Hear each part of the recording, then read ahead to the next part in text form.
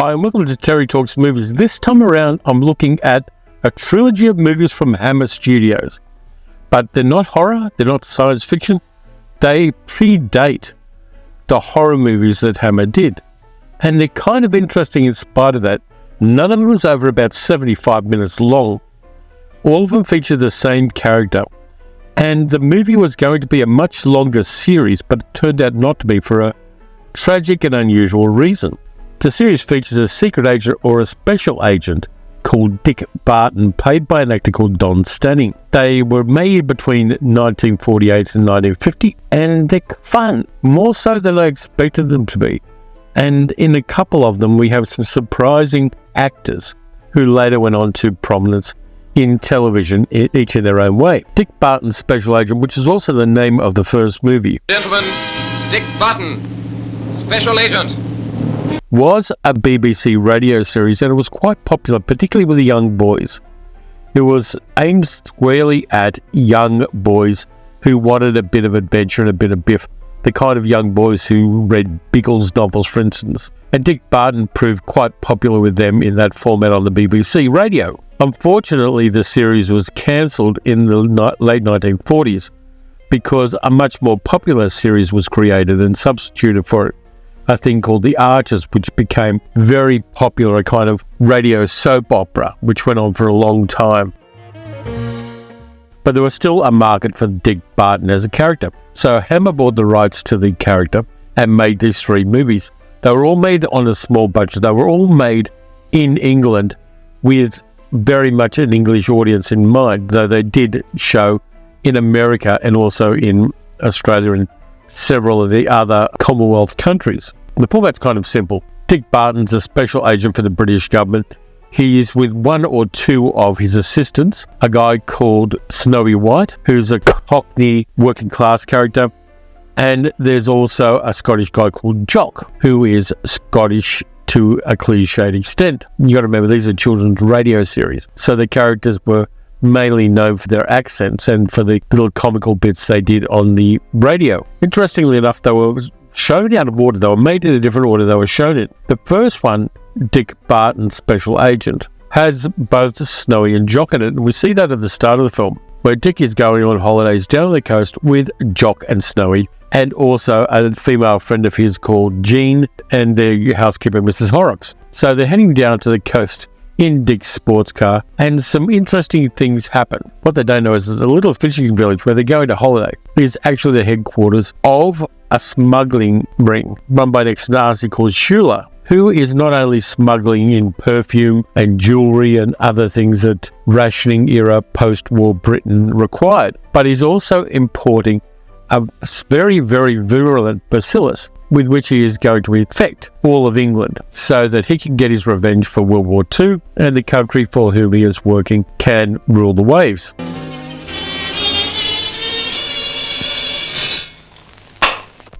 Now, Dick Barton's Special Agent was filmed partly in Chichester on the southern coast of England, and there are some scenes on boats and there's a lot of running around, including the exterior locations of pubs. But once they cut to the interior locations, you can tell that they were filmed on very small sets. Now, Don Stannard as Dick Barton is pretty good. The role doesn't require him to do a lot of complex acting. He's just got to be charismatic, tall, athletic, do a few stunts, have a bit of biff with the bad guys, act very upright when it comes to talking with and dealing with women. There's no sexual charisma to Dick Barton at all. And a lot of the dialogue sounds very much like it came directly from a radio play. So once you kind of tune your ear to that, you can get on well watching this one. So Dick and his crew start investigating and find out that one of the fishmongers in the town is actually a cover for this smuggling ring. They find out by a very convenient means. They get the fish delivered for the house they're setting up for their holidays, and they get the wrong order because there's a kid in the village who gives them the wrong order. And so instead of getting fish, they end up with lobsters. They cook the lobsters, and they find out that in the lobsters are jewelry and perfume and a little vial of bacillus, which fortunately cooking the lobster didn't break. It's one of those convenient plot things that you kind of let go because you know what kind of movie it is. The movie runs only 71 minutes, so there's not a lot of time for complexity of character. And the bad guys are the ex-Nazi guy, who is pretending to be Swedish because, of course, he is, and a whole bunch of interesting-looking character actors who are selected for their height and their appearance more than their acting skills. Of the three, I think this one's the weakest. It doesn't quite land well as a movie, and I've said this about other movies in the recent past on the channel. It's kind of self-conscious. That adaptation from radio to movies isn't handled particularly well because it was a cheaply made movie. They made it on the hop. They made it on the fly. They made it quite quickly. There's an ice cream truck outside, so the crew have to stop the Nazi and everybody else from destroying England with a bacillus, and they do it mostly by smuggling themselves onto trucks that are going down to the coast. Dick doesn't seem to be a particularly good strategist because he keeps getting caught by the bad guys, who fortunately mostly just tie him up with plans to later kill him. It's been about a year since an ice cream truck passed here. And when I start recording is when the ice cream truck decides to cruise past. But like the other two Dick Barton movies, this one gets absolutely no love on IMDb. It gets like a 3.5. For me, it's interesting because it is part of that immediate post-war period when England was making small B pictures to be second features on a double bill in cinemas, like the quota quickies that were made in the 1930s and early 1940s. They were made to a budget. Normally the budget for these kind of films was £1 per foot of film, and so they were made incredibly cheaply. But a lot of the interesting part for me is seeing the locations and seeing what England was actually like in the immediate post-war period, not the passe newsreels and the other things which tended to not show you the grimier bits of it, but very much the little villages and the waterfront and what kind of cars people drove and what kind of clothes people wore on the streets.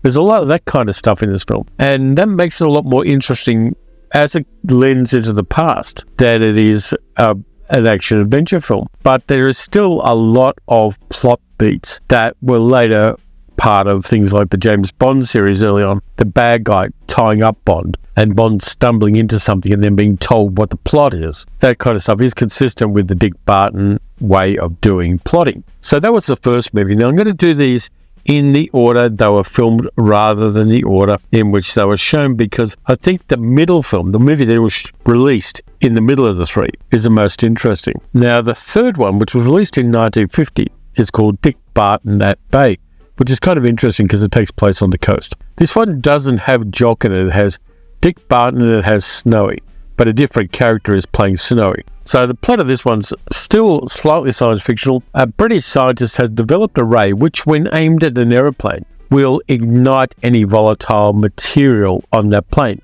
particularly things like aviation fuel. So if you aim it at a plane, the plane will blow up. And the plan is to put a whole bunch of these devices all around the coast of Britain.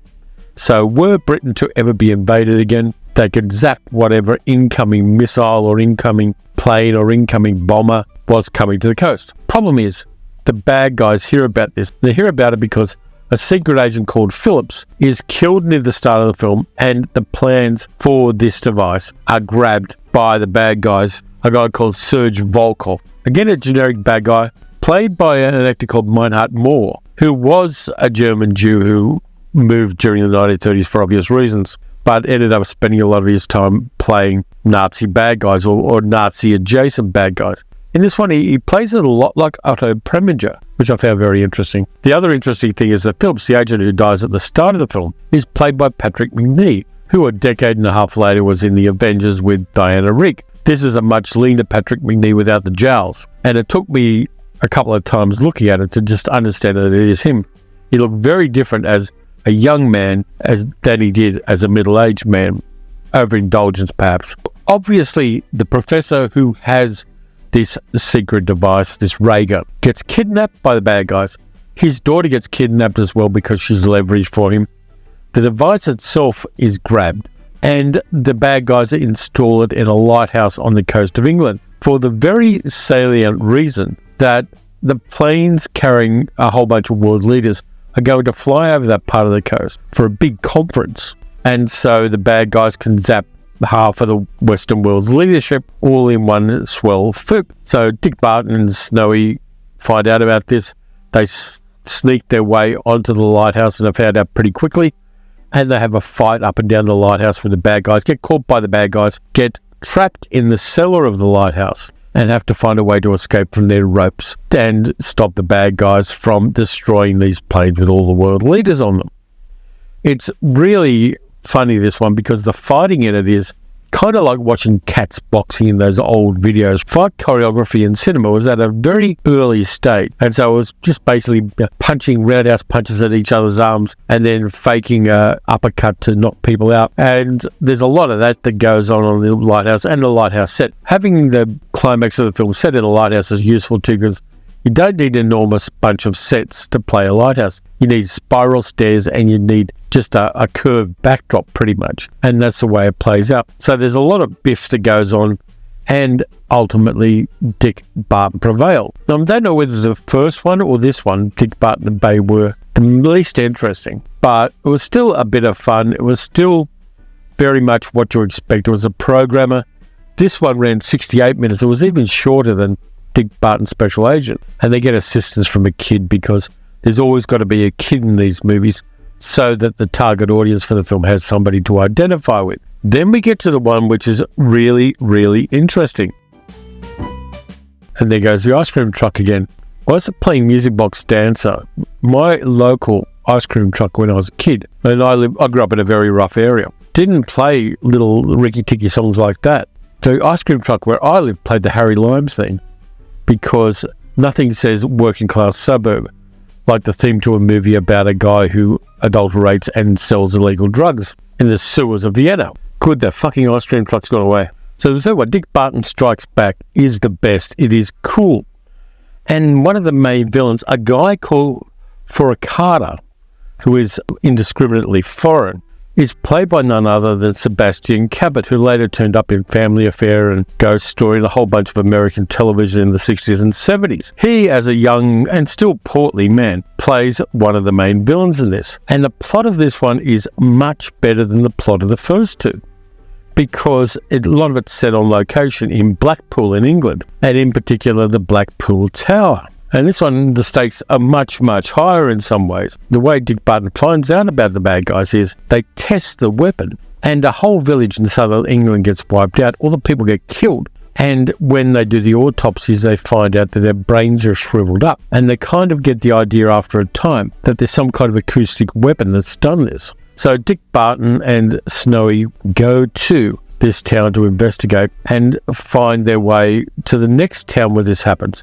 There's another town slightly north where this occurs as well, because they've tested the weapon twice. And Dick makes an association between a travelling carnival and these deaths. Same thing happens in the next town. And that gives it a weird feeling, because there are parts of it where entire villages are wiped out. And that's pretty grim, and it's played pretty grim.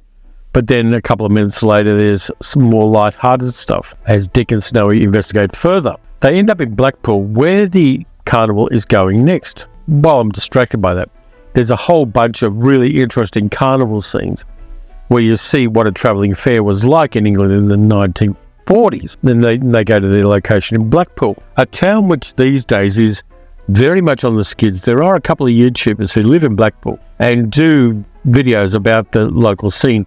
And under the current regime in the UK, coastal towns like Blackpool are doing it very, very hard. But this is Blackpool at its prime in 1949. You can see Blackpool Tower, you can see the fun piers, you can see all the people having a good time. So there's a lot of historical locations here. And then you've got the iconic Blackpool Tower. And here's the thing, that acoustic weapon is going to be installed at the top of Blackpool Tower. And the criminals also take over the local electricity plant, because they're going to feed power to this thing. And the whole tower becomes a tuning fork for this acoustic weapon. They're going to wipe out the entire district. There's some great scenes of Dick climbing the Blackpool Tower. Part of the way he takes the elevator, but then they stop the elevator and he's got to climb upwards and fight his way up the tower against the bad guys and stop this acoustic weapon from wiping out an entire seaside resort. And Don Stannard does really good in this. He and the bad guy and a few of the other bad guys have to climb around the girders of this tower, and there's some pretty scary looking stunt work that has to be done to accomplish that. It really does have a genuine sense of location and a genuine sense of threat. Now, Sebastian Cabot himself doesn't have to do that. he's been dealt with in a kind of an interesting way in a local zoo. I'll leave that one for you to find when you find the movie. But Dick fights his way up, defeats the bad guys, while the acoustic weapon is gearing up and is starting to kill everybody, including him. He fights his way up the tower and defeats the bad guys. Great thing about this is the bad guys have special earphones on, so it isn't too difficult to sneak up on them. But it is very painful because Dick, for some reason, doesn't grab the headphones off one of the henchmen down below. He just goes commando and fights his way up the tower. It really shows an escalation of the threat in these three movies. This one is the one where genuine location, which is beloved by people, and some really interesting use of the location. The director was a guy called Godfrey Grayson, who did a lot of B pictures. But I think this one truly excels. It's an exciting adventure. Good guy defeat the bad guys. Of course, a guy falls off the tower because you can't have this kind of movie on somewhere like the Blackpool Tower without somebody taking a nosedive. High places, spy movie, nosedive, you got to have it. But I really enjoyed this one. I think it's definitely the best. The science fictional aspect of it, an enormous acoustic weapon using a large tower as a tuning fork, is a nice piece of plotting, and I really appreciate that the movie did that. We're going to make a fourth one called Dick Barton in Africa. The movies were popular. Hammer was really looking forward to the cash flow. So the third movie they filmed was Dick Barton at Bay. So there is a rap party for Dick Barton at Bay, and everybody gets on the sauce a little bit. And Don Stanner drives his car home and crashes it and dies in a car accident. And so he can't be Dick Barton anymore, but he is the iconic face of Dick Barton for this movie series by Hammer. And so Hammer reluctantly decided to can the series and not make any more Dick Barton movies, whereas their plans were to make more of them because they made money, and of course as they made more money they would have upped the budgets on them. But just to summarise on the Dick Barton movies, they're very 1940s English.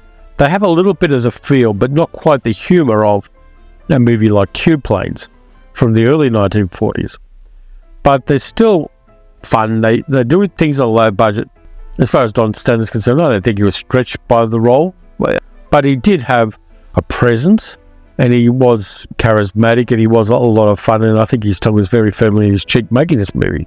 Unfortunately, that didn't continue, and English cinema may have gone on a very different route had he not died, and had Hammer made, say, 3 or 4 more Dick Barton movies, and kick-started that spy craze earlier than Eon Films did with Dr. No. So that's it for this time around. Thanks a lot for watching. If you enjoyed the video, please like, subscribe, hit the notification bell. Look at some of the playlists of movies that I've got, particularly the old movies playlist I've got. There are a lot of films on there, and there are a lot of hidden gem deep cuts for you to explore on that. You can also support the channel by becoming a channel member or by becoming a patron at patreon.com/TerryTalksMovies. Got the midweek video coming up. Then I've also got Science Fiction Saturday once more. And this month, by the way, is my birthday month. So if you were so kind as to find something weird for me, my address is in the description of this video. I might do a video about all the weird stuff that people send me somewhere towards the end of the month. And that might be fun. If nothing happens with that, no loss there. But it might be a bit of fun. So until next time, watch some good movies, watch some bad movies. Dive back into the earliest Hammer films. You'll find a few weird, small, hidden gems there to enjoy and to tell your friends about. And I'll catch you next time.